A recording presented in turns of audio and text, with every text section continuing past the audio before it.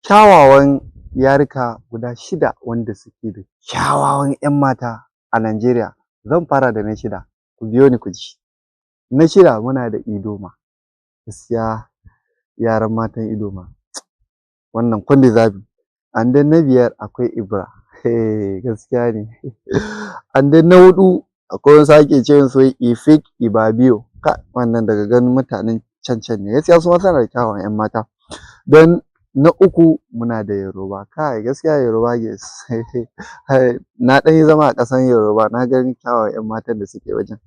So na 2 muna da Igbo girls, gaskiya Igbo girls suna nan very kyawawa, za ka ga komai na pageantry za ka ga Igbo girls ne sun fi yawa a ciki, gaskiya they deserve that. And then na 1 kafin in faɗa za ku iya dropping a comment section. Wato na 1 muna da Hausa Fulani, gaskiya I agree with that saboda Hausa Fulani suna da kyawawan 'yan mata sosai a Najeriya, duk inda ka shiga za ka ga su ne. So idan kun ji daɗin wannan abin na faɗa ko kuma akwai wani yaren da ban lissafa ba, za ku iya dropping a comment section. Mu haɗu mako mai zuwa.